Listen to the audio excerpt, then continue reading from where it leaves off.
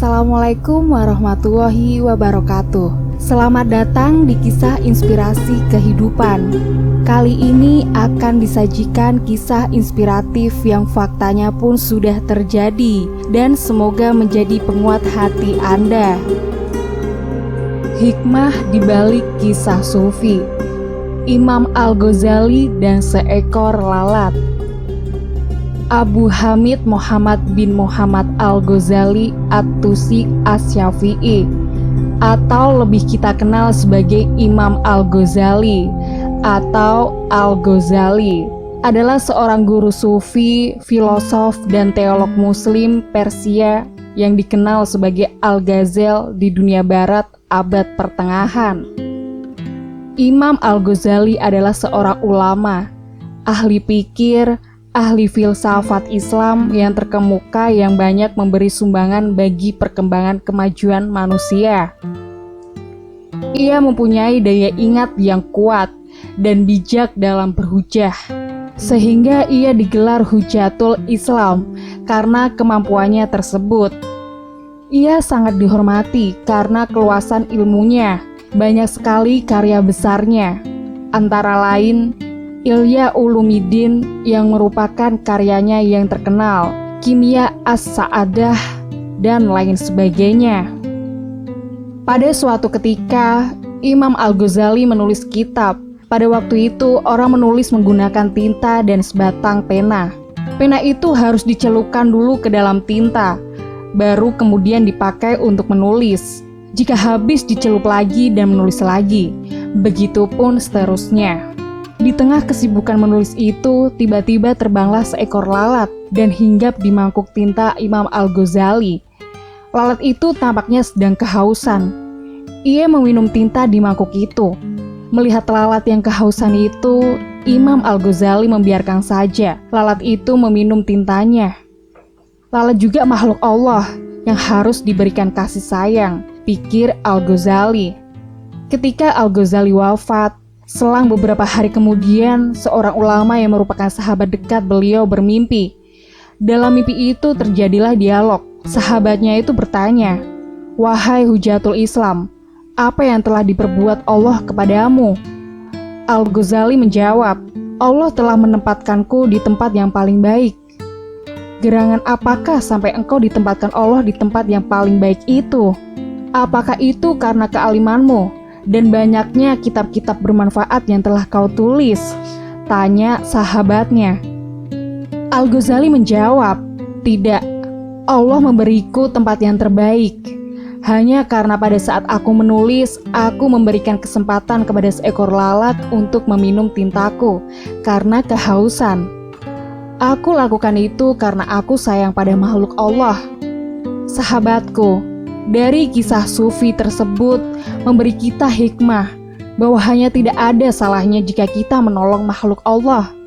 Bayangkan, hanya sekedar membiarkan lalat yang kehausan untuk minum saja menjadikan sebab seseorang masuk surga.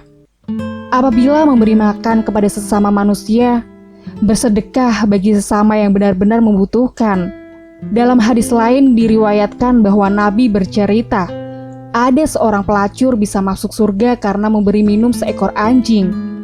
Juga jangan remehkan dosa kecil karena dalam hadis diriwayatkan bahwa ada seorang wanita masuk neraka karena memelihara seekor kucing lalu menzoliminya. Jangan remehkan amal kecil karena sebesar zarah pun akan diperhitungkan di akhirat kelak. Allah Subhanahu wa Ta'ala berfirman, "Barang siapa yang mengerjakan kebaikan seberat zarah pun, niscaya dia akan melihat balasannya. Dan barang siapa yang mengerjakan kejahatan sebesar zarah pun, niscaya dia akan melihat balasannya pula." Sahabatku, kisah di atas juga mengajarkan kita untuk tidak atau jangan pernah meremehkan amalan, sekecil apapun. Karena sesungguhnya kita tidak pernah tahu. Bisa jadi amalan yang kita anggap kecil tersebut berarti besar di hadapan Allah Subhanahu wa Ta'ala. Dan justru amalan tersebutlah yang akan mengantarkan kita ke surga.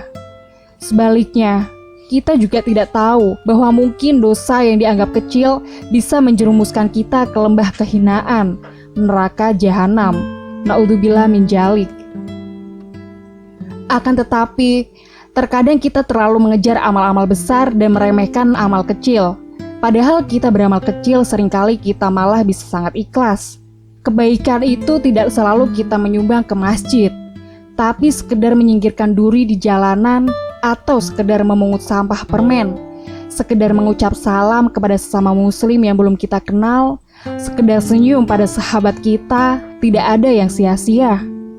Jika kita bisa melakukan amal-amal ringan, kenapa harus menunggu kesempatan untuk beramal besar? Bukankah juga Allah itu menyukai amalan yang berkelanjutan, meskipun sedikit? Boleh jadi amalan kecil yang pernah kita lakukan adalah amalan paling ikhlas sehingga bisa menyelamatkan kita di hari akhirat kelak. Boleh jadi amalan kecil tersebut menjadi pelindung kita dari siksa kubur. Dan boleh jadi amalan kecil tersebut bisa menjadi perantara bagi dikabulkannya doa-doa kita. Boleh jadi amalan kecil tersebut menjadi penghapus dosa-dosa kita. Karena itu, marilah sejak saat ini lakukanlah secara dawam suatu amal ibadah yang kecil yang dilakukan ikhlas karena Allah Subhanahu wa Ta'ala semata. Allah Subhanahu wa Ta'ala senang terhadap amalan yang dilakukan secara dawam. Dan ketika kita berhalangan dan kita tidak dapat melakukan amal yang biasa kita dawamkan tersebut, insya Allah, Allah Subhanahu wa Ta'ala akan tetap memberi pahala seperti kita melakukan amalan tersebut di hari lainnya. Semoga Allah Subhanahu wa Ta'ala memudahkan kita dan anak-anak keturunan kita untuk melakukan amalan-amalan kecil secara dawam dan memberikan keistiqomahan kepada kita menjalaninya dalam kehidupan ini, sehingga dapat mengundang keridhaan dan kasih sayang dari Allah Subhanahu wa Ta'ala.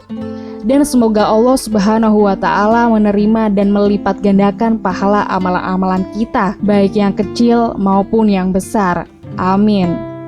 Selamat beraktivitas menjemput rezeki dan jangan lupa untuk saling berlomba dalam kebaikan dan saling berpesan dalam kebenaran dan kesabaran.